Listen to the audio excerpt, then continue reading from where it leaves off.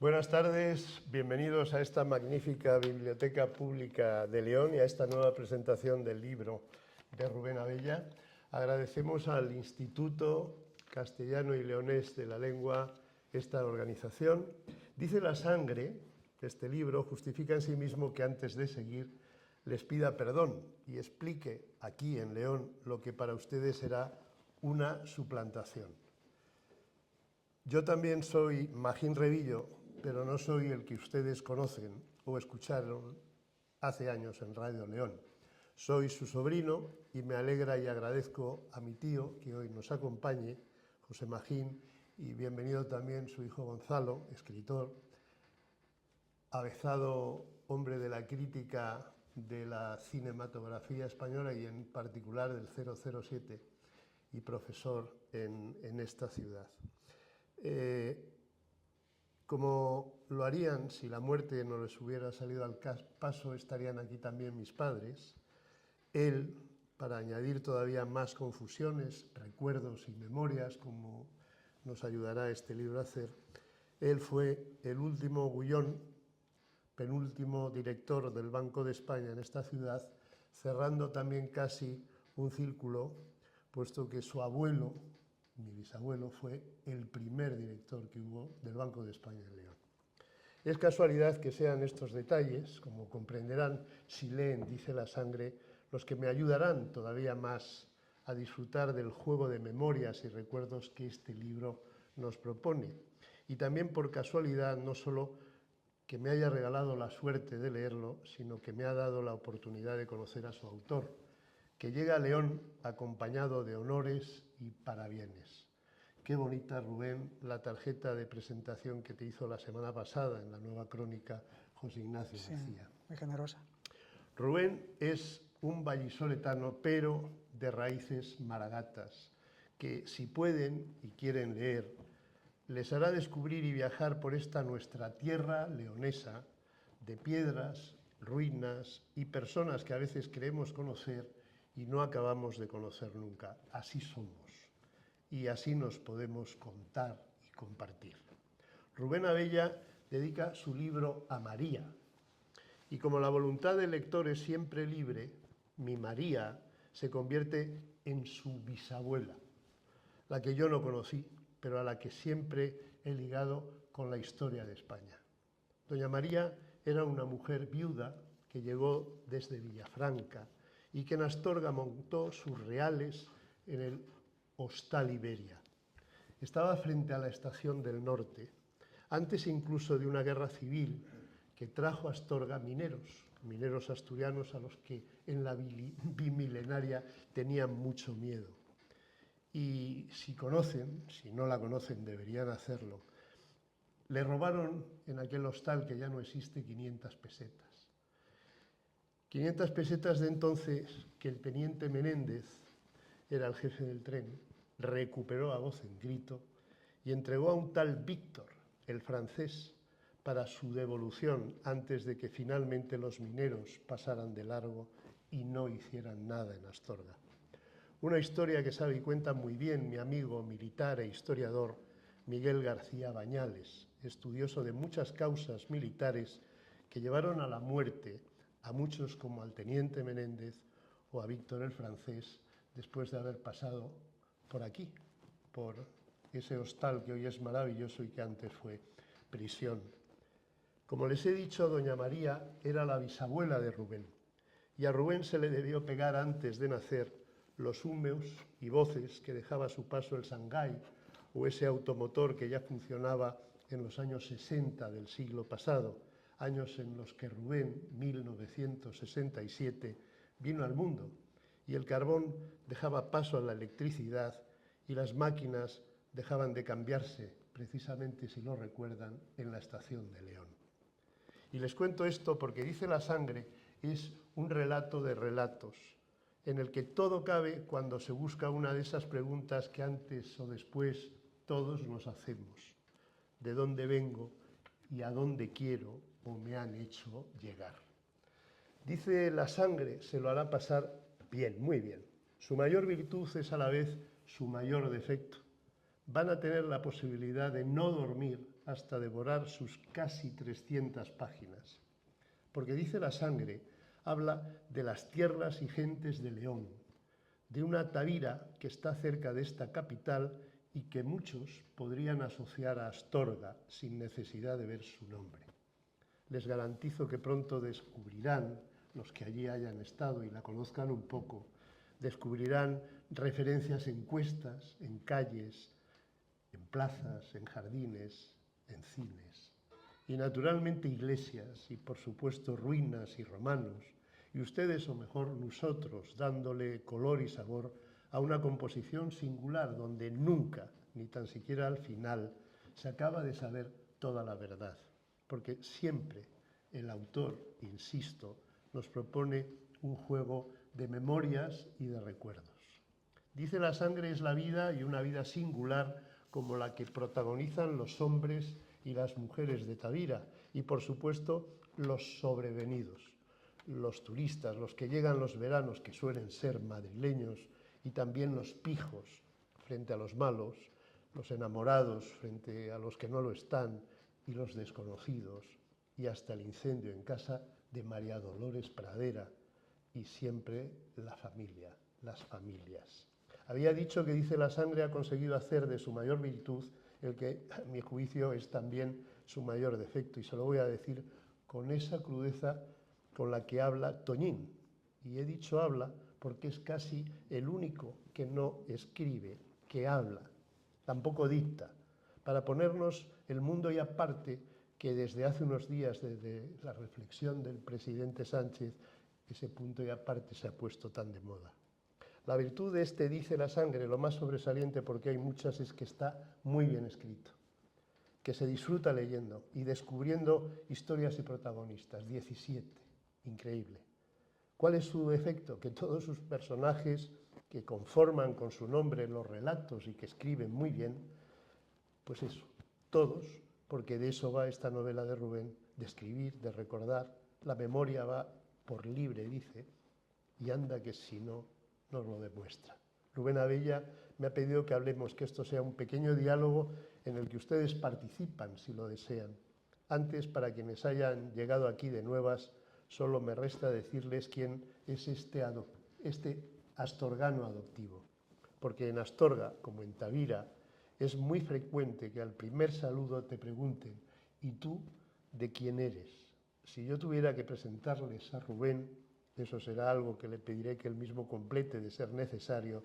Si yo tuviera que presentarle, les diría que su abuelo fue Leandro, el del Bar Abella, que acabó luego en manos de Merino para montar el Regio.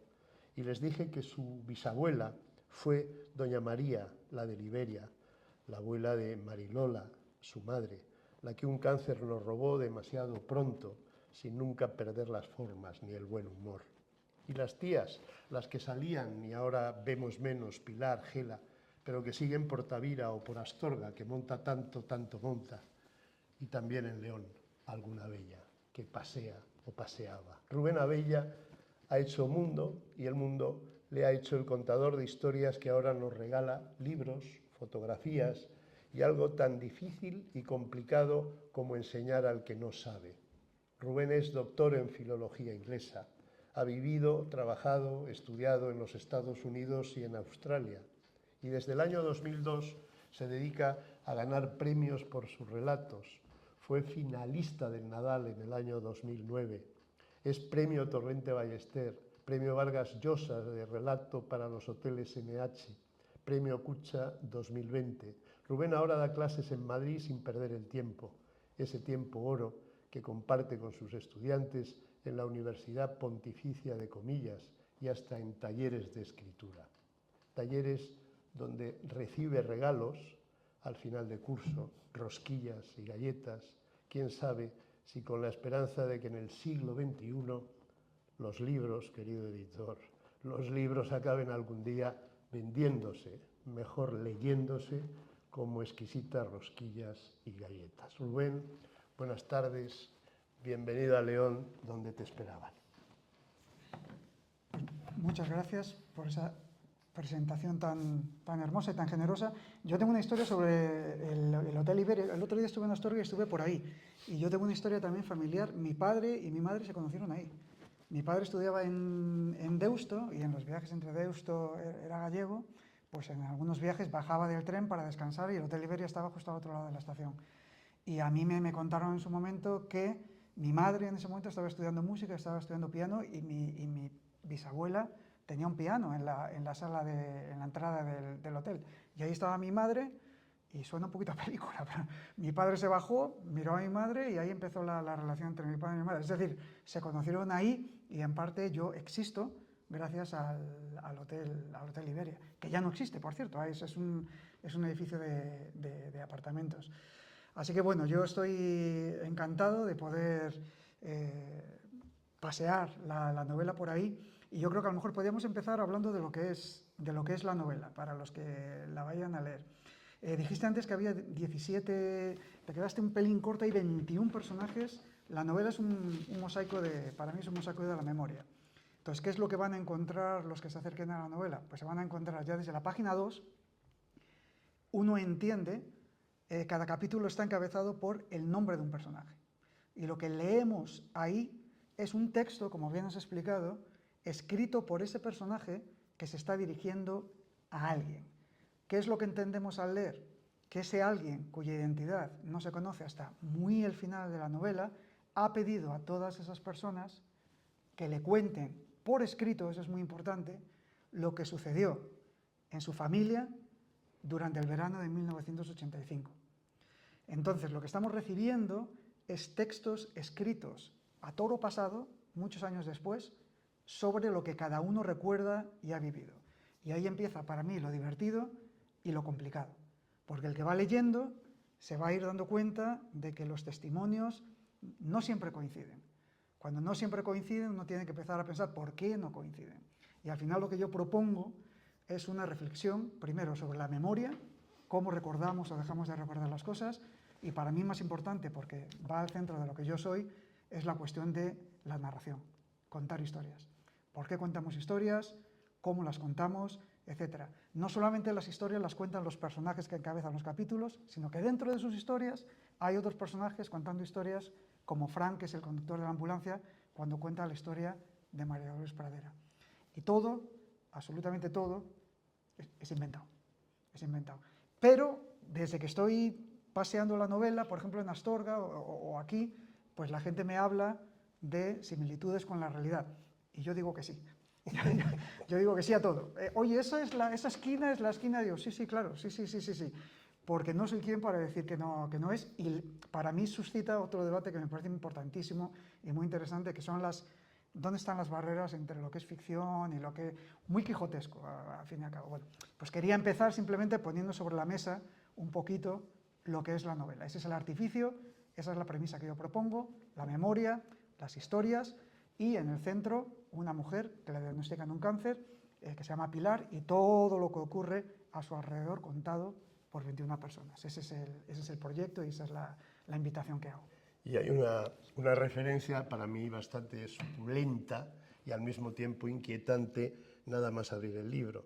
Y es una cita que se atribuye a Eliot, poeta, dramaturgo, Thomas Stream Eliot, y tú te atreves a decir: me atrevo a perturbar el universo. ¿Lo has conseguido? Yo no lo sé, desde luego el personaje que está aquí dentro sí. Me atrevo a perturbar el universo. Lo que hace este personaje, que, insisto, se sabe quién es al final, yo creo que ocurre en todas las familias, desde luego la mía ocurrió, no tengo ningún reparo en decirlo y creo que es una cosa bastante común. Hay algo que yo llamo mutismo emocional. Si pensamos un poquito en las familias, siempre hay cosas que ocurren, que se sabe que ocurren, no siempre se habla de ellas. En este caso, no se ha hablado de ciertas cosas durante casi décadas. Es decir, ese silencio sobre lo que ocurrió se ha prolongado, y este personaje es el que yo quiero pensar que en un momento determinado dice: no, yo quiero saber, tengo derecho a saber. Claro, si tú quieres saber, tienes que desmantelarlo todo. Tienes que preguntar, tienes que esperar que la gente diga la verdad. Entonces, digamos que la cita de Eliot, me atrevo a perturbar el universo, yo en mi cabeza es lo que piensa este personaje antes de lanzarse esta aventura. ¿Me atrevo a perturbar el universo? Y sí, lo perturba, se tira para adelante y lo que narra esta novela es el resultado de esa perturbación. Por cierto, yo recomiendo muchísimo siempre a T.S. Eliot porque me parece dice cosas interesantísimas. Tiene, por ejemplo, un ensayo que se llama La tradición del talento individual, en el que dice cosas tan maravillosas que creo que deberíamos saber todos los que nos dedicamos a crear cosas, que el arte nunca mejora. Yo creo que hay gente hoy que piensa que va a pintar algo mejor que Velázquez y hay gente que piensa que va a escribir una novela. No, eso no va a ocurrir. Lo que dice T.S. Eliot es que el material del que se nutre el arte cambia constantemente. Y eso es lo que nos da un poquito permiso a yo y gente como yo para seguir enredando con estas cosas, porque si no dejaríamos de escribir. Yo no voy a escribir El Quijote, no voy a escribir Mientras agonizo de Faulkner, yo habría abandonado hace mucho tiempo, ¿no? Hay frases que nos van a hacer pensar, repensar. 1985, ahí has situado tu novela, hay un crítico cinematográfico. ¿Tiene algo que ver el que sean 3 películas concretas las que tú citas? Pasaje a la India, Aterriza como puedas, 9 semanas y media. ¿Están buscadas al azar o sí tienen algo que ver en tu novela? Tienen. Aparte, las novelas funcionan por capas, como decía Antonio Loba Antunes. Entonces, por un lado, lo que yo quiero contar es el conflicto de esta familia, pero también hay un retrato de lo que era España en 1985, recién salida de la transición, y a mí me interesa mucho retratar un fenómeno que tú has mencionado antes, que es muy particular, que es el de, yo creo, ahora todavía hay gente que tiene esta suerte, pero no todo el mundo, la gente que tenía pueblo, que eran hijos de gente que había nacido en poblaciones más pequeñas, y lo que ocurría en esos veranos, los forasteros, los que estaban ahí, las relaciones entre unos y otros, y todo eso me interesa el retrato particular de la familia, los retratos particulares de los personajes y el retrato de esa sociedad. Y a mí, en mi biografía personal, 1985, como le ocurre a Ariel, el personaje, fue una época muy, muy importante, porque para mí es una época bisagra. Yo creo que todos tenemos una época bisagra, algo que dices, a partir de ahí yo fui otra cosa y para mí es esa época. Con lo cual, cuando lo cuento, me gustaría pensar que sé de lo que estoy hablando. Y el cine, evidentemente, crea época, crea sociedad, crea cultura. Y esas películas... yo tengo una anécdota muy particular que 9 semanas y media, lo cuento en la novela, es una de las cosas que realmente me pasó a mí. El cine Tagarro, me imagino que conocido, ¿no? El cine Tagarro, yo subía de jugar al baloncesto con mis amiguetes y íbamos lanzados porque nos habían comentado que Kim Basinger se desnudaba en la película. Nosotros teníamos 14, 15 años y íbamos disparados a ver a Kim Basinger. Y cuando ya estábamos llegando al cine Tagarro, parece que lo estoy viendo, salir a mi madre, que venía con mi tía, que era una cosa que pasaba antes que no pasa ahora, que es encontrarte cuando sales con los amigos, con tus padres, con tus tíos, con los adultos. Esto ahora, a mí en Madrid, yo no creo que eso suceda. Hijos, ¿dónde vais? Nosotros veníamos de jugar, vamos al cine. Ah, sí. Bueno. Y me mira a mí y dice, ¿tú así vas a ir al cine? Y yo, pues sí. No, tú así no entras al cine. Y delante de mis amigos, una humillación terrible. Mi madre me dice, no, tú así no vas al cine. Me mandó para casa delante de mis amigos y me tuve que cambiar y ya cuando quise darme cuenta ya me perdí la película que vi más adelante. Esas son cosas que pasaban antes que yo creo que ahora no ocurren, y la película, no me cabe duda, aparte del chascarrillo, de que se desnudara o no, yo creo que son películas que también marcan una forma de hacer cine muy particular de mediados de los años 80. Al final todo ayuda a crear el ambiente de las novelas para hacerlas. Yo creo que todas estas películas suenan, ¿no? Que más y que menos las ha visto, ¿no? Hay frases, como les digo, llamativas, que van construyendo a los personajes, pero que de alguna forma, y escuchando ahora a Rubén, da todavía más sentido a crear ese ambiente que crea la novela. Ocurrió sin plantearlo, como casi todo lo importante en la vida, dice en este caso una protagonista, porque son los 21 protagonistas, Noemí, o al odio le gusta simplificarlo todo, dice Bruno. O sea, son frases rotundas que yo no sé si surgen o las tienes bien pensadas antes de escribir. No, me las pide la novela. Hay veces que, hombre, son cosas que yo en algún momento he pensado. Por ejemplo, la esperanza, para mí, yo no sé si soy un poco budista, casi, me cuesta decir esto, pero yo creo que casi cada vez que yo he esperado algo no ha sucedido. No ha sucedido. La esperanza me parece, y eso sale cuando estoy hablando de estos personajes y de repente se da esa situación en la que el personaje dice eso. Las cosas más importantes me han sucedido en esos momentos en los que no lo esperaba. Y yo eso se vincula íntimamente conmigo, pero yo desaparezco, yo se lo hago experimentar al personaje. Y lo del odio es muy parecido. A mí la gente que odia me parece la gente más simple que hay. No hay cosa más simple que odiar. Es lo más simple que hay. ¿Por qué? Porque le quitas complejidad a la realidad. Porque odiar, tú no puedes odiar algo en redondo. Me parece que era Churchill el que, hablando con alguien, decía, odio a los franceses, y decía, los conoce a todos. No, pues esto es un poco parecido. Tú no puedes odiar en bloque. Cuando odias en bloque significa que no tienes la capacidad para analizar la realidad y ver los tonos grises que están entre el blanco y el negro. Y una cosa que me parece también que habría que hacer notar es que todas estas reflexiones las hacen, pero no las hace con 15 años.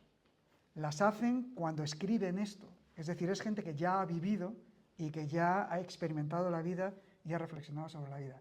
Y eso es un pequeño truco que sí que me permite hacerles hacer esas reflexiones y en cierta forma están hablando por mí.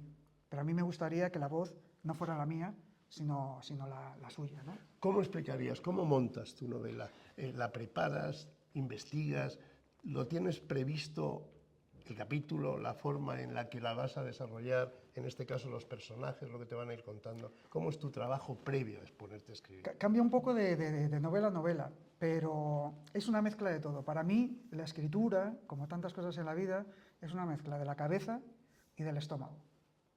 Hay escritores que son muy mentales, por ejemplo Borges, y hay escritores que son muy de estómago, por ejemplo Bukowski. Yo creo que la mayor parte de los escritores estamos en el medio. Las cosas ocurren entre aquí y aquí. ¿Qué quiere decir esto? Que yo cuando escribo hay ciertas cosas que tengo pensadas, pero estoy constantemente dejándome sorprender por las novedades del viaje. Las novedades del viaje es que cuando estoy escribiendo de repente surgen cosas que hacen que me desvíe. Y después yo esto lo he contado muchas veces, mi técnica de escritura la llamo la técnica de la apisonadora. Yo escribo como una apisonadora. ¿Qué quiere decir esto? Que yo escribo el primer borrador y el primer borrador me sale lleno de baches, pero lleno de baches impracticable. Hace falta un jeep para pasar por ahí. ¿En qué consiste mi proceso de escritura? En volver a pasar, en volver a pasar, en volver a allanar, para que al final el que lee, lo lea y no se dé cuenta de todo ese trabajo. Entonces al final, digamos, mi forma de escribir es una mezcla de las dos cosas. Yo soy muy mental en algunas cosas, yo creo que la estructura funciona, etcétera, pero lo más importante, lo que tiene que llegar al que está leyendo es la emoción o la conmoción. Y eso es lo que me proponía aquí, que era complicado porque la persona que pide a los demás que escriban, les pide que sean precisos, que sean objetivos. De manera que lo que yo me propongo es conmocionar a través de la precisión, a través de la objetividad, o sea, por acumulación. Y todo eso es poquito a poco, poquito a poco, poquito a poco, poquito a poco. Infinidad de revisiones. Decía el otro día el recientemente fallecido, que yo lo lamento mucho, la verdad, Paul Auster, le decía en una carta a Coetzee, al escritor sudafricano, que el lector nunca tiene que saber lo que cuesta dejar un párrafo perfecto. Y yo estoy totalmente de acuerdo. El lector tiene que disfrutar, hacer el milagro ese de pasar una página detrás de otra y no tiene que preocuparse si a mí me ha costado escribirlo o no. Pero aquí diré que claro que cuesta. Cuesta un trabajo horroroso. Y de hecho mucha gente que llega, por ejemplo, a mis talleres, es lo primero, tengo aquí un antiguo alumno, yo no sé si esto lo recordarás, es casi lo primero, este viaje cuesta trabajo, pero eso queda entre nosotros, eso queda en la cocina de la escritura. Me llamaba la atención cuando decías, está todo inventado. Todo. Pero mira que es casualidad, y esto ya solo lo digo muy para la gente que conozca Astorga o haya vivido en Astorga. Fíjense las casualidades, dicen que las casualidades no existen. Salvador es un personaje para mí, un ángel dentro de lo que es Dice la Sangre. Es un socorrista de una piscina municipal. Da la casualidad que Salvador era el nombre del socorrista de la piscina municipal de Astorga. Y además habla como hablaría cualquier maragato astorgano, es decir, habla de los bailes, habla de las fiestas, del primer amor. Para mí, como les digo, es un personaje extraordinario que no creo que sea inventado, te lo juro. Hombre, yo no... Existió este hombre, yo parece que lo estoy viendo en la piscina municipal, con los bañadores, los únicos que había... Antes había dos tipos de bañadores, los Meiba, que eran así los más anchos, y los más apretados, que son los de nadar. Y este hombre iba siempre con esos bañador turbo, con una camiseta muy usada, iba por ahí. Yo a Salvador lo he podido ver 1.000.000 de veces cuando iba a la piscina. 1.000.000 de veces. Nunca hablé con él, no lo conozco, no tengo ni idea. ¿Qué es lo que hago yo? Yo cojo a esta figura, la despersonalizo, o sea, la vacío de su propio contenido, y yo meto mi contenido. Meto mi contenido en él y lo convierto en algo que no es. A ver, yo no sé este hombre cómo se enamoraba. No sé si se enamoró alguna vez. Yo en la novela es un hombre que se enamora al ver, es la parte más romántica de la novela. Él entra, es nadador, nada campeonatos, y entra con su padre para desayunar antes de irse a un campeonato, y ve a Pilar, que es la figura central de la novela, que está sentada en un café que yo llamo el Café Moderno de Astorga, y ha llovido, tiene ella el pelo mojado, y lo que hace es este gesto, recogerse el pelo detrás de la oreja, el pelo mojado detrás de la oreja. Y a partir de ahí, él mismo, en su relato, dice literalmente, ahí se acaba mi historia. Porque le ha pedido a alguien que escriba. Dice, mira, me has pedido que te escriba lo que pasó, ahí se acaba mi historia. Después le dice, pero evidentemente querrás que te cuente más. Pues te voy a contar más cosas, pero que sepas que ahí se acaba mi historia. ¿Por qué se acaba su historia? Porque este hombre está enamorado toda la vida de esta mujer, hasta que se muere esta mujer y sigue enamorado. Es el personaje más monolítico. Yo, si algún día me encuentro, yo no sé, ¿está vivo? No lo Salvador? sé, no lo sé. Por edad podía ser, pero evidentemente no tiene nada que ver con él, y yo creo que eso es un poco la forma que tenemos los escritores de funcionar, que es, somos un poco doctores Frankenstein, cogemos de aquí, cogemos de allá, y después lo cambiamos. A mí lo que me está ocurriendo ahora es que es la primera vez que me encuentro con estas cosas. Es la primera vez que yo, al escribir, de repente me encuentro cara a cara. El otro día en Astorga me encontré no con el modelo de Toñín, que es otra persona, pero el nombre Toñín, me encontré con Toñín, que se me acercó y le dije yo, hay un personaje en la novela que le he puesto tu nombre. Espero que cuando lo lea no piense que es él, porque no tiene nada que ver el personaje con él. Es muy interesante esto de la... Y a la gente que no escribe o a la gente que no vive en el mundo de la literatura le cuesta mucho trabajo pensar que no es así. Que si yo llamo a un personaje Javier y yo tengo un amigo que se llama Javier, ese Javier cuando lo lea va a pensar que es él. En fin, que es un poco un follón esto de la mezcla de la realidad y la ficción, que lo sabía muy bien Cervantes y Julio Cortázar, por cierto, que tiene un cuento maravilloso sobre los bordes entre la realidad y la ficción, ¿no? Hay palabras, como ustedes comprenderán, que tiran hacia la tierra. Hoy, mientras comíamos, el propio Rubén decía, yo cuando vuelvo, después de pasar por León a Madrid, me doy cuenta que hablo de que voy a pasar un ratín, todavía se le contagia. Para mí hay palabras muy leonesas, muy nuestras, albañal, en Astorga decimos las rubianitas. Bueno, a mí me ha llamado la atención porque aquí he descubierto en el libro una palabra también nuestra, cortejar. Evidentemente es muy española, pero al mismo tiempo muy leonesa. Supongo que ya no se dice así, ¿no? Dice, en este caso, una protagonista del libro, cortejar. A mí, la verdad, no se me ocurre otra palabra. Qué maravilla, ¿no? Decía, mira, Miguel Delibes, que es un escritor que yo admiro mucho, una vez, muchas veces, le preguntaban, ¿y usted cómo escoge el vocabulario? A mí el vocabulario me parece fundamental, ¿no? Y él tenía una respuesta muy sencilla y bellísima, que decía, que yo la he adoptado como propia, a veces ni digo que es suya. Digo, escribo con las palabras que son. Se acabó. Escribo con las palabras que son. Si eso es un alcornoque, es un alcornoque. Entonces, lo que le pasa a Salvador, le pasa lo mismo que a Delibes. Él habla con las palabras que son. Cortejar es adular, lisonjear, halagar a alguien con el objetivo de conseguir su compañía. En otras palabras, seducir. Ya está, ya está. Comparado con expresiones como la pedí de salir, o le dije que me gustaba, es que no tiene color. Entonces, para mí, elegir las palabras precisas, yo ahí soy de la cofradía de Miguel Delibes, sin ninguna duda. Y aquí yo creo que la mayor parte de estos personajes hablan con las palabras que son, que eso da también a lo mejor un poco una sensación literaria, ¿no? cuando hablan. Para mí, como les decía, la novela, cualquiera de los personajes escribe muy bien. Como les decía, solo hay una persona en toda la novela, dos, una que dicta y otra que le graban y la mamá transcribe, ¿no? Y si hay algo que me llama la atención es que quedamos mal parados los chicos de la radio, porque no quedamos mal parados, al revés, es fantástico lo que le hace decir a Toñín, sin decir nada, pero dice mucho, ¿no? Hay que tener cuidado para no desvelar, porque aquí hay uno de los puntos centrales de lo que para mí es el núcleo de la novela. Sí. ¿No? Pero fíjense la diferencia, que es lo que me llamaba o le pediría al autor, decir, oye, es que todos hablan muy bien, o todos escriben muy bien, ¿no? El único que no escribe bien es precisamente el que habla. Petra huele bien, a jabón y a rosquilla caliente. Petra es buena y huele de maravilla, chis, chis. Me llama a la cocina, chis, chis. Y voy corriendo y me da garbanzos fritos y me acaricia el pelo y me dice que coma despacio, que si no me atraganto. Pero no tiene cortacésped, eso no. Salvador sí, Salvador tiene un cortacésped amarilla. Hace mucho ruido, más que un dinosaurio. Los dinosaurios hacen mucho ruido, me lo ha dicho papá.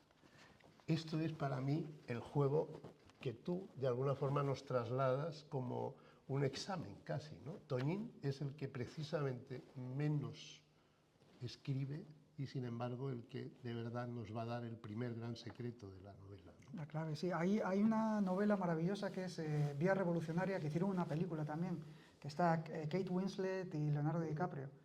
Y es maravilloso porque hay un personaje que es alguien que lo tienen recluido en un centro mental, que cuando sale es el único que dice la verdad. Es el único que dice las... Acabas de leer el personaje que habla y para que se hagan una idea de a qué suena la novela, yo voy a leer un trocito de cómo suena los que escriben.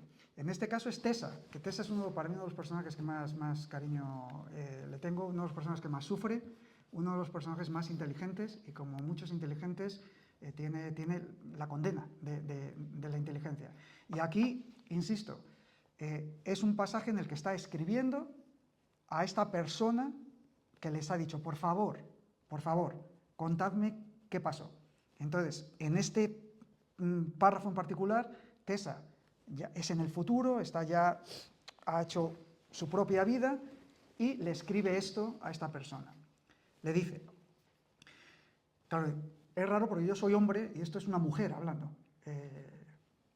No sé si el esfuerzo de imaginar a una mujer, pero bueno, allá va. Le dice esto. He cogido la costumbre de apuntar en un cuaderno las frases que me llaman la atención. Hace poco, por ejemplo, leí en una novela de Sándor Márai que me removió por dentro. Te la copio directamente del libro para no tergiversarla. Esta es la cita. Uno siempre conoce la verdad, la otra verdad, la verdad oculta tras las apariencias, tras las máscaras, tras las distintas situaciones que nos presenta la vida. ¿No te parece una frase maravillosa? Lo que Márai nos está diciendo, date cuenta, es que no hace falta que nadie nos cuente las cosas importantes, las que nos afectan de veras y nos hacen ser lo que somos, porque en el fondo las intuimos. Sabemos sin saber, por puro instinto. Oímos, aunque no sepamos cantarla, la canción que suena camuflada en el ruido. Nada más leer la frase pensé en ti, en este proyecto en el que nos has embarcado a todos. Dejé el libro en la mesa y por fin, mientras dos alumnas me saludaban y echaban a correr porque llegaban tarde a clase, vi con claridad cuál es tu propósito. Lo que en realidad nos pides no es que desvelemos nada, sino que confirmemos por escrito y en detalle las cosas que tú ya sabes. Quieres que nos quitemos las máscaras, quieres poner luz y taquígrafos en nuestras sombras, que son también las tuyas. No es así, corazón. No es eso lo que buscas. Y me cuesta decirte esto, pero me temo que no voy a poder ayudarte. No porque no lo desee, sino porque con los años mis sombras se han hecho tan profundas que ya no hay forma de iluminarlas. La máscara que llevo puesta desde niña se ha fundido con mi rostro. Ha dejado de ser máscara para convertirse en mi piel verdadera. ¿Entiendes lo que te estoy diciendo, cariño? Eso es lo que es cómo suenan los que escriben, ¿no? Son como dos mundos distintos, ¿no? Yo todavía me atrevería a añadirle dos frases para que vean por qué, de alguna forma, nos hace la novela, nos obliga a mirarnos por dentro. Y aparte de esta frase que yo ya había también subrayado, la máscara que llevo puesta desde niña se ha fundido con mi rostro. Ha dejado de ser máscara para convertirse en mi piel verdadera. Esto lo dice Tessa, pero es que antes nos habría dicho: el tiempo del recuerdo dura más que el de la vida. El tiempo del recuerdo dura más que el de la vida. Tessa, más adelante, ya casi al final de la novela, dice: no es la muerte la que mata, sino el olvido. Y si ustedes tienen algún ser querido que se les ha ido, les invito todavía más a otra frase que dice en este caso un hombre que se llama Ariel: morir es que te olviden. Sí. Yo enciendo la tele todos los días y veo a gente matándose todo el rato. Con pistolas, con cañones, con bombas. Y digo, ¿cuánto trabajo? ¿Cuánto trabajo para matar a alguien? Lo olvidas y se acabó. Estas reflexiones también salen muchas veces de las cosas que yo oigo. Yo hay muchas veces, me imagino que esto nos pasa a todos, oigo frases repetidas que ya se toman como verdad porque se repiten mucho. Una cosa que yo oigo mucho, por ejemplo, es a la gente decir: si volviera a nacer, no cambiaría nada en mi vida. Yo me quedo patidifuso. Y aquí es Fuensanta, que es la abuela de Ariel y de Tessa, que es la madre de Pilar, dice esto: no entiendo a la gente que dice que no se arrepiente de nada. A esos que aseguran que si volvieran a nacer, lo harían todo igual. O mienten o tienen muy mala memoria. Yo creo que es más bien lo primero, porque a partir de cierta edad, ¿quién no siente pesar por algo que ha hecho o ha dejado de hacer? ¿Y qué clase de tonto no aprovecharía el regalo de una segunda vida para enmendar en lo posible sus errores? Yo, desde luego, me arrepiento de muchas cosas. Me arrepiento, por ejemplo, de haber dado aquel empujón a Pía Soler cuando éramos niñas. Estaba furiosa con ella porque, como siempre, había hecho trampa jugando a la tanga. No me di mis fuerzas. La empujé sin darme cuenta de lo poquita cosa que era y de lo cerca que estábamos de la calzada. Salió despedida hacia atrás, tropezó con el bordillo y cayó de espaldas en el centro de la carretera. Justo en ese momento pasó la furgoneta de Plinio, el lechero. Las dos ruedas derechas destruyeron la rodilla izquierda de Pía y la dejaron coja para los restos. Llevo más de 70 años viéndolo arrastrar su pierna rígida por las calles de Tavira. ¿Hay peor castigo que ese? Después sigue haciendo una lista de las cosas que ella lamenta hasta que conecta con algo que lamenta con respecto a su hija y continúa la historia. Muchas de estas cosas nacen de mi absoluta sorpresa ante cosas que oigo y digo, no me puedo creer que la gente diga eso. Por cierto, una de ellas viene de los escritores, mis colegas, cuando dicen: espero que los lectores disfruten tanto leyendo esta novela como yo he disfrutado escribiéndola. Yo me quedo así.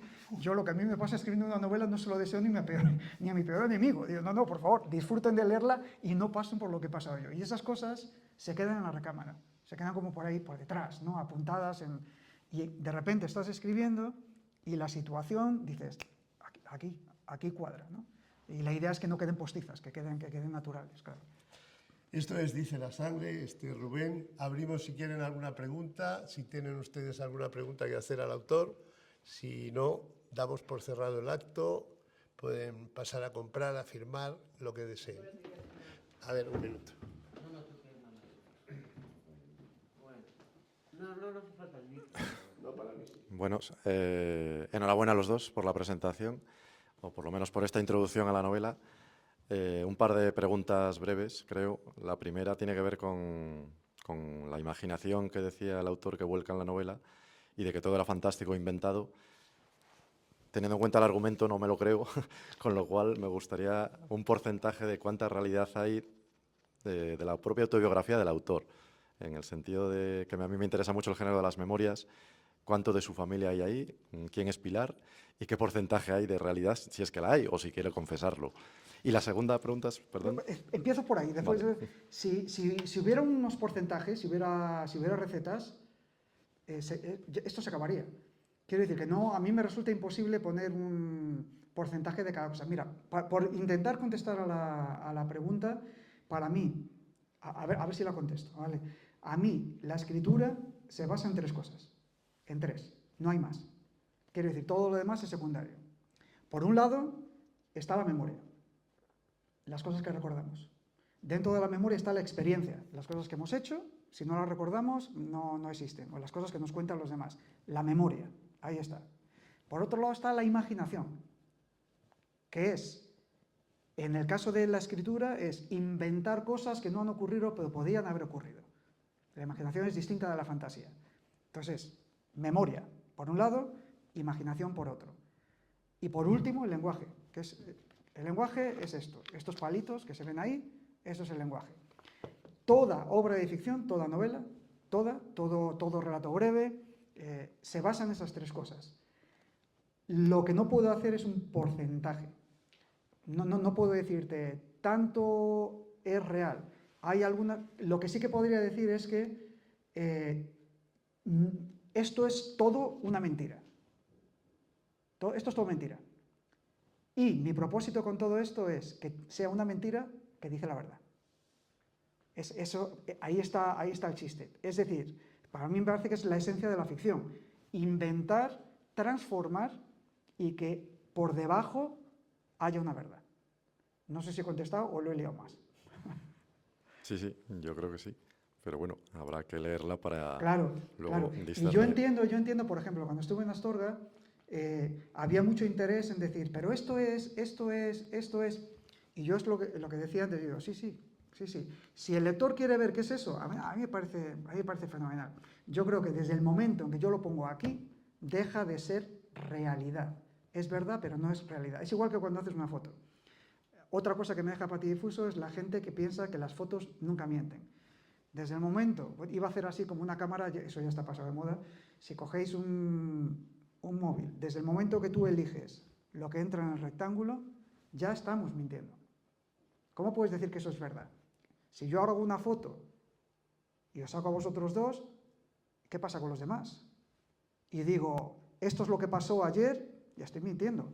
O sea, desde el momento en que elegimos qué es lo que ponemos, ya estamos mintiendo. No existe la... Es parte de lo que pasó. Claro, La otra es parte parte. es una parte, o sea, tampoco se está mintiendo. Claro. Y ahí va mi pregunta con respecto a tu segunda pregunta. Habéis hablado antes de la memoria. Al comienzo de todo es un ejercicio memorístico. Evidentemente el espacio geográfico existe. Eso no es una mentira, no es una de la imaginación. Es imaginación todo lo que se desarrolla, absolutamente todos los personajes, y me parece además es una imaginación de una ficción, aparte de legítima, me parece un ejercicio muy creativo, ¿no? O sea, buscar un espacio geográfico real y donde los personajes son todos ficción, o sea, nada de eso y tal, pero la gente puede relacionarla o no, vivan en Astorga o vivamos en Santander. Luego está la otra parte, la parte de los territorios geográficamente imaginarios, en los que habitualmente se imagina el territorio geográfico, llámese Celama, cualquier otro territorio, en el que lo que realmente sucede es que trasladan a personas de otros espacios que son reales a un espacio imaginario, que es exactamente igual de legítimo. Sí. Y luego está la otra parte, como puede ser el narrador Tomás Sánchez Santiago, que narra Calle Feria, en Zamora, en el que desarrolla un ejercicio memorístico espectacular, geográficamente Preciso, quieres decir. y preciso, y eso, o sea, que a mí, cualquier territorio de la memoria, ya sea ficción, ya sea el espacio geográfico imaginario o el espacio geográfico real, me interesa. ¿Por qué? Porque tenemos esa vocación, el ser humano, de imaginarnos la vida de los demás sin saber realmente cómo es. Sí. O sea, que yo te agradezco que hayas escrito esta novela porque es una forma de, en cierto modo, decir la verdad sobre una mentira. Sí. O sea, que a mí eso me ha interesado mucho. Y la segunda parte yo creo que va a un terreno más personal. No te conozco, no he leído nada, no sé tu biografía. Quiero pensar que lo del año 85, después de lo que ha comentado él, no sé si ha sido la pérdida de tu madre, ha sido que has entrado en la universidad, pero algo realmente en el año 85 te ha hecho cambiar. Sí, no, en mi caso es un viaje. Un viaje. Yo salgo de aquí y me convierto en otra persona, vamos. Absolutamente es un antes y un después, antes de un largo viaje que hice, unas experiencias que tuve en Nueva York durante varios meses, y a mí el mundo se me vuelve al revés y me da 20 vueltas en una centrifugadora de la que salgo pues siendo un poquito lo que soy ahora. Y volviendo a lo del territorio, para que se me entienda, vamos a decir que mi plantilla es Astorga. Entonces, imaginaos que hay una plantilla que es Astorga. Colocamos esa plantilla aquí. Y yo le llamo Tavira. Si tú coges plantilla Tavira y la colocas encima de plantilla Astorga, no coincide. No coinciden. Coinciden algunas cosas y otras no. Por ejemplo, las ruinas romanas de las que se habla, en Astorga hay minas romanas, ruinas romanas que hay ergástulas, que hay tal, en Astorga la hay, pero no tiene nada que ver con las que yo cuento. Por ejemplo, hay unos personajes donde encuentran las ergástulas debajo de su casa, tienen problemas con los vecinos de al lado, todo eso es inventado. Un francés que encuentra una carta, un francés de la Guerra de la Independencia, que lo encuentran después con unas excavaciones y tiene un mensaje en una tinta que no se puede leer, y cuando consiguen sacar el mensaje abren y uno con vapor consigue ver el mensaje y pone no entiendo nada. ¿No? Eso es inventado, pero está ocurriendo en Tavira, al final... Sí, pero Tavira es Astorga.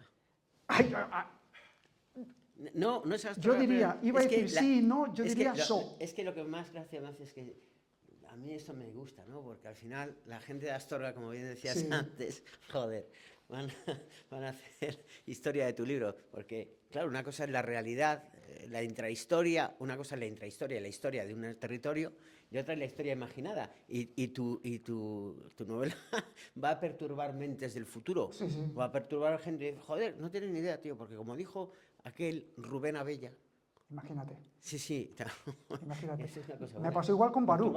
Pues es lo que hace la historia realmente. Dice, no, hay que reescribir la historia. La historia, en la mayoría de los casos, es puta ficción. Es cotilleo. Y es así. Y ya no digo más. La historia es Por eso cotilleo. me ha gustado lo que es. La historia es cotilleo educado.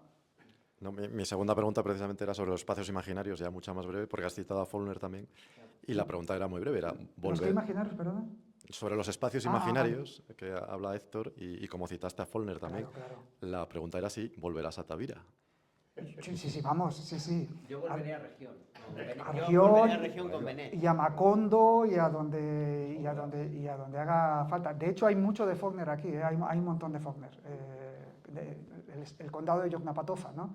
Bueno, pues aquí está Tavira. Y yo me siento una pieza mínima. Es otra idea de T.S. Eliot en la tradición y el talento individual. Yo me siento un heredero de todo eso, y yo aquí hago un homenaje muy claro a la Odisea, por ejemplo, y también a Mientras agonizo, en el que hay una madre que se muere y sus propios hijos, una vez que se ha muerto, la llevan a Jefferson, en el condado de Yoknapatawpha, y la llevan para enterrarla porque ella ha dicho que la entierren allí. Casualmente, la protagonista de mi novela se muere y dicen, llevadme a Tavira, y la llevan en una ambulancia que es un trasto, que va lleno de baches, etc. Y ahí es donde le cuenta al conductor lo de María Dolores Pradera. Con lo cual todo eso está en la novela. La novela está llena de pequeñas cositas, homenajes, que se ven bien, que no. Mientras la historia funcione, yo me quedo contento. Rubén Abella, muchas gracias. Espero que recuerdes que esta es solo la penúltima, que ya estamos esperando la siguiente. Muy bien, pues en ello estamos, que nunca paramos de trabajar. Gracias y buenas noches. Muchas gracias.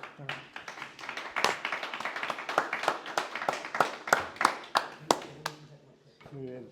Bueno, pues gracias inmensas otra vez, Magín, venir hasta aquí.